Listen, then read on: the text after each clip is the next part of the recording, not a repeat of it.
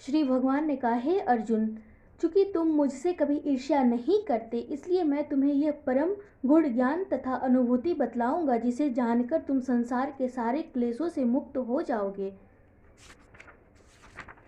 यह ज्ञान सब विद्याओं का राजा है, जो समस्त रहस्यों में सर्वाधिक गोपनीय है। यह परम शुद्ध है, और चूंकि यह आत्मा की प्रत्यक्ष अनुभूति कराने वाला है, अतः यह धर्म का सिद्धांत है। यह अविनाशी है और अत्यंत सुखपूर्वक संपन्न किया जाता है। हे परंतप, जो लोग भक्ति में श्रद्धा नहीं रखते, वे मुझे प्राप्त नहीं कर पाते, अतः वे इस भौतिक जगत में जन्म मृत्यु के मार्ग पर वापस आते रहते हैं। यह संपूर्ण जगत मेरे अव्यक्त रूप द्वारा व्याप्त है। समस्त जीव मुझ में है, किंतु मैं उनमें नहीं हूँ। तथापि मेरे द्वारा उत्पन्न सारी वस्तुएं मुझ में स्थित नहीं रहती। जरा मेरे योग्य ऐश्वर्य को देखो। यद्यपि मैं समस्त जीवों का पालक, भरता हूँ और सर्वत्र व्याप्त हूँ, लेकिन मैं इस विराट अभिव्यक्ति का अंश नहीं हूँ, क्योंकि मैं सृष्टि का कारण रूप हूँ। जिस प्रकार सर्वत्र प्रवहमान प्रबल वायु सदैव आकाश में स्थित रहती है, उसी प्रकार समस्त उत्पन्न प्राणियों को मुझ में स्थित जानो। हे कुंती पुत्र, कल्प का अंत होने पर सारे प्राणी मेरी प्रकृति में प्रवेश करते हैं, और अन्य कल्प के आरंभ होने पर मैं उन्हें अपनी शक्ति से पुनः उत्पन्न करता हूँ। संपूर्ण विराट जगत मेरे अधीन है। यह मेरी इच्छा से बारंबार स्वतः प्रकट होता रहता है, और मेरी ही इच्छा से अंत में विनिष्ट होता है। हे धनंजय, ये सारे कर्म मुझे नहीं बांध पाते हैं। मैं उदासीन की भांति इन सारे भौतिक कर्मों से सदैव विरक्त रहता हूँ। हे कुंती पुत्र, यह भौतिक प्रकृति मेरी शक्तियों में से एक है और मेरी अध्यक्षता में कार्य करती है, जिससे सारे चर तथा अचर प्राणी उत्पन्न होते हैं। इसके शासन में यह जगत बारंबार सृजित और विनिष्ट होता रहता है। जब मैं मनुष्य रूप में अवतरित होता हूँ तो मूर्ख मेरा उपहास करते हैं। वे मुझ परमेश्वर के दिव्य स्वभाव को नहीं जानते।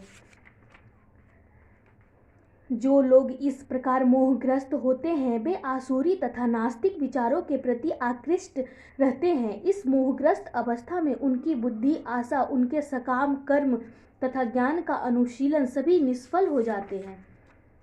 हे पार्थ, मोहमुक्त महात्मजन देवी प्रकृति के संरक्षण में रहते हैं। वे पूर्णतः भक्ति में निमग्न रहते हैं, क्योंकि वे मुझे आदि तथा अविनाशी भगवान के रूप में जानते हैं।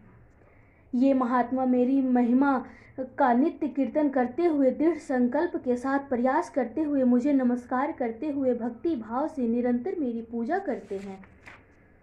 अन्य लोग जो ज्ञान के अनुशीलन द्वारा यज्ञ में लगे रहते हैं, वे भगवान की पूजा उनके अद्वय रूप में, विविध रूपों में तथा विश्व रूप में करते हैं।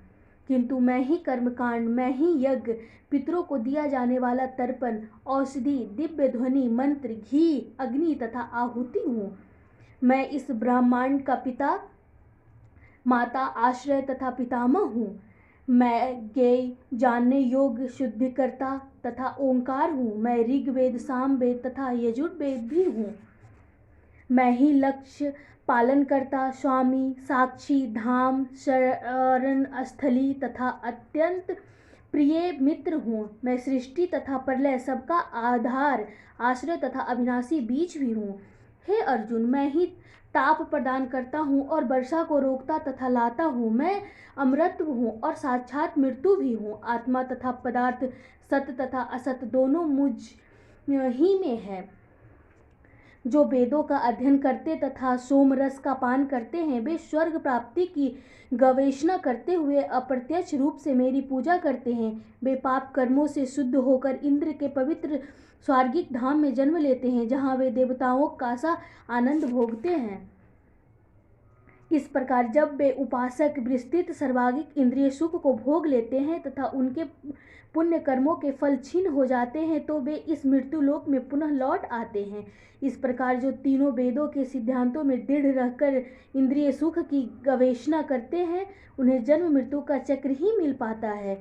किंतु जो लोग अनन्य भाव से मेरे दिव्य स्वरूप का ध्यान करते हुए निरंतर मेरी पूजा करते हैं, उनकी जो आवश्यकताएं होती है उन्हें मैं पूरा करता हूँ, और जो कुछ उनके पास है उसकी रक्षा करता हूँ।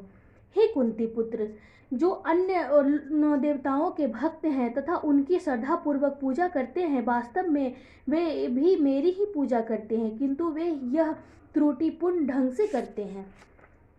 मैं ही समस्त यज्ञों का एकमात्र भोक्ता तथा स्वामी हूँ। अतः जो लोग मेरे वास्तविक दिव्य स्वभाव को नहीं पहचान पाते, वे नीचे गिर जाते हैं।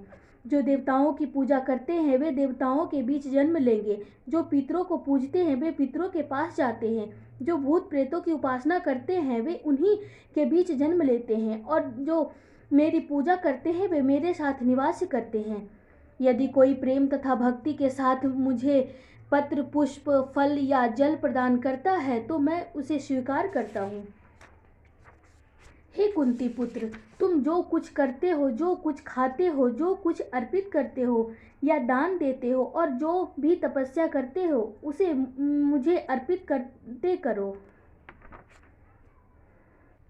इस तरह तुम कर्म के बंधन तथा इसके शुभाशुभ फलों से मुक्त हो सकोगे। इस संन्यास योग में अपने चित्त को स्थिर करके तुम मुक्त होकर मेरे पास आ सकोगे। मैं न तो किसी से द्वेष करता हूँ, न किसी के साथ पक्षपात करता हूँ। मैं सबों के लिए समभाव हूँ, किंतु जो भी भक्ति पूर्वक मेरी सेवा करता है, वह मेरा मित्र है, मुझ में स्थित रहता है और मैं भी उसका मित्र हूँ। यदि कोई जघन्य से जघन्य कर्म करता है, किंतु यदि वह भक्ति में रत रहता है, तो उसे साधु मानना चाहिए, क्योंकि वह अपने संकल्प में अडिग रहता है।